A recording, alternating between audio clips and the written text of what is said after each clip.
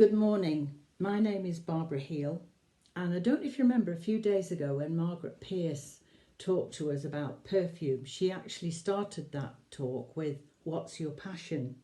And I immediately thought, well, mine is water. And it is. I love swimming, I love snorkeling, I love a hot tub. And even nowadays I'd go down a fun slide in a fun park. There's a lot about water in the Bible, but one of my favourite passages that I've always loved is the one of Jesus meeting the woman at the well, the Samaritan woman. And that can be found in John 4, starting at verse 7 to 14. It's only a part of the passage, but that's what we'll read today. So, verse 7. A woman of Samaria came to draw water, and Jesus said to her, "Give me a drink." For his disciples had gone away into the city to buy food. Then the woman of Samaria said to him, "How is it that you, being a Jew, ask a drink from me, a Samaritan woman? For Jews have no dealings with Samaritans."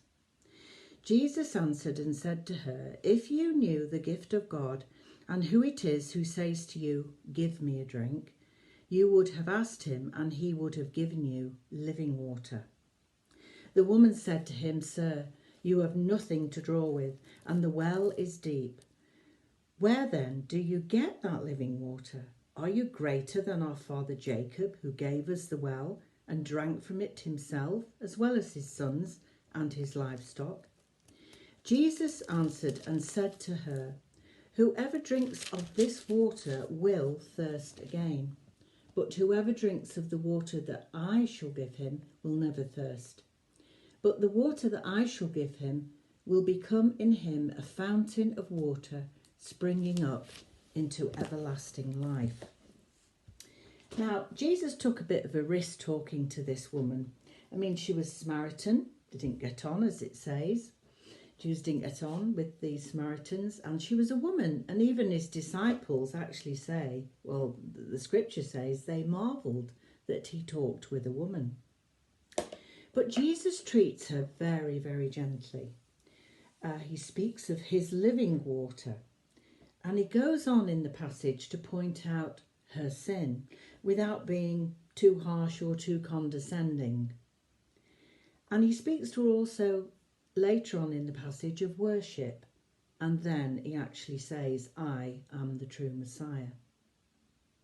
She left a changed woman, and she went straight into her town and started telling everyone that the Messiah had come. Now, in this passage, we see not only Jesus offering her living water, he offers her a relationship with him. And remember, she was by herself at this well, which certainly suggests that she wasn't very well respected in her town, maybe because of the sins that Jesus talks about.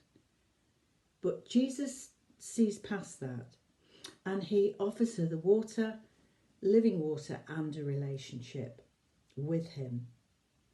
Now, it got me thinking really that when we do go out to swim, we put on a swimming costume, we put on the goggles, we put on the mask maybe, and we put on flippers to help us swim better. And it's all very well standing at the edge of the swimming pool or the sea.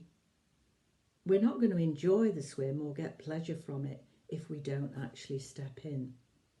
And that's how it is here.